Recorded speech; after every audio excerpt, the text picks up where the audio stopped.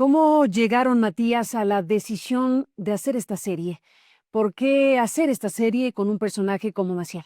El punto de partida fue hace, como te diría, 7 años, 8 años. Con Sebastián viajamos mucho a filmar a México. En realidad hace como 20 que venimos filmando en México. Y empezó con colegas y gente y empezar a leer libros. Empezó a aparecer la figura de Maciel entre nosotros y empezar a tomar la dimensión de un personaje que tenía múltiples caras, un monstruo, básicamente.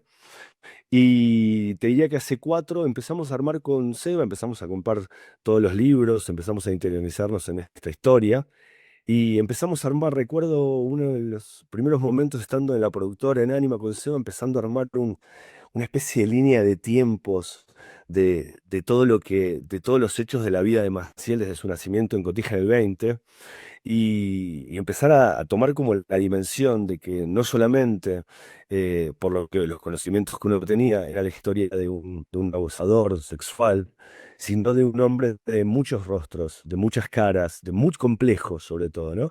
Y eso para nosotros fue decir, esta es una historia que queremos contar, nos parece que es momento de darle como todas las dimensiones, desde todas las aristas posibles, ¿no? Y ahí uno se pone a trabajar, básicamente. Empieza a contactar a los periodistas, a los escritores, empezás a pensar las formas de cómo tratar de que esta historia pueda tener la complejidad necesaria, por otro lado, de no revictimizar a las víctimas, en fin. Y creo que el punto, te diría más fuerte en el momento fue cuando leímos la carta de Juan José Vaca. Al leer la carta de Juan José Vaca es realmente de una angustia, de una tristeza, de una valentía de un hombre que dice las palabras que dice Juan José y eso fue decidido y dijimos, che, contemos esta historia, lo amerita, creo que hay que dejar un granito de arena en esta historia y ahí apareció HBO, básicamente. No siempre aparecen, digamos, o las plataformas o los canales que quieran entrar en esta historia. Si HBO le pareció muy interesante el enfoque, la historia que íbamos a contar y ahí empezamos. Y ahí empezamos, Matías Gelibur, director de este documental, de esta serie.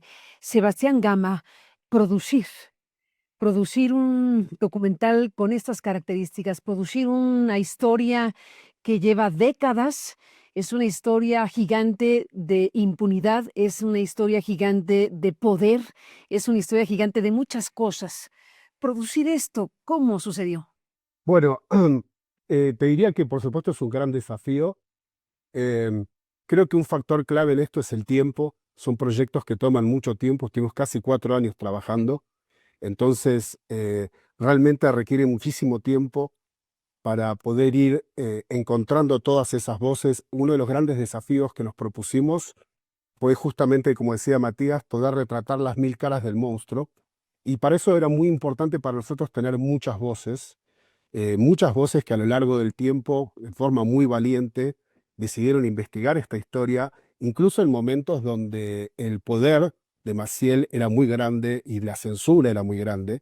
Entonces, las voces como la de Jason Berry, como las voces como la de Raúl Olmos, la tuya que escribiste también ese libro tan importante, Historia de un criminal, y muchos otros periodistas, Emiliano Ruiz Parra, Idoia Sota en España, eh, periodistas en Italia, nos parecía muy importante tener todas esas voces y por supuesto las voces de las víctimas que fueron tan valientes en denunciar a Maciel en una época donde nadie los escuchó. Entonces, ese fue el gran desafío. Es darle la posibilidad de que la historia tenga un alcance para millones de personas, muchas de las cuales sabremos o sabrán de qué va la historia de Marcial Maciel, pero muchas otras que por primera vez en la vida podrían enfrentarse con esta posibilidad.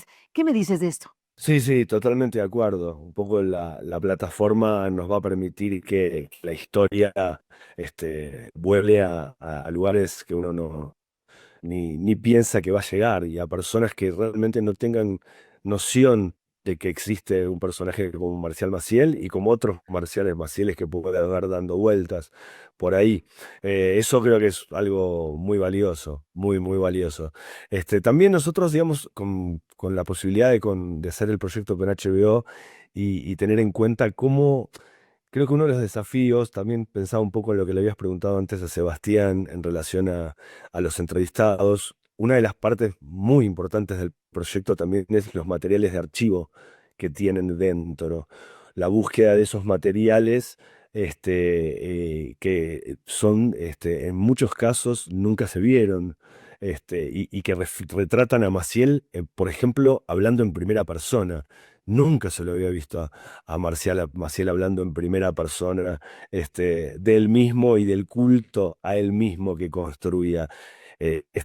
Hay materiales Super 8 de los años 50, el momento que él se hace sacerdote por primera vez, en fin.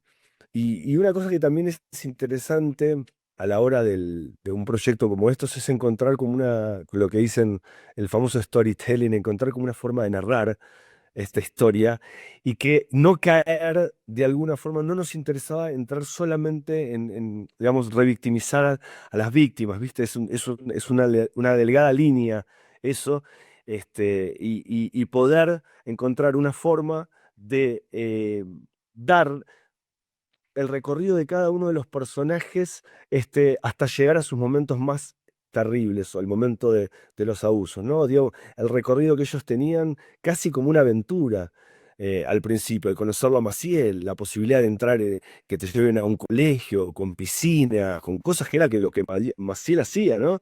Los hacía entrar en un micromundo, entre comillas, de felicidad, de estudio, eso, hasta que eso, obviamente, iba modificándose.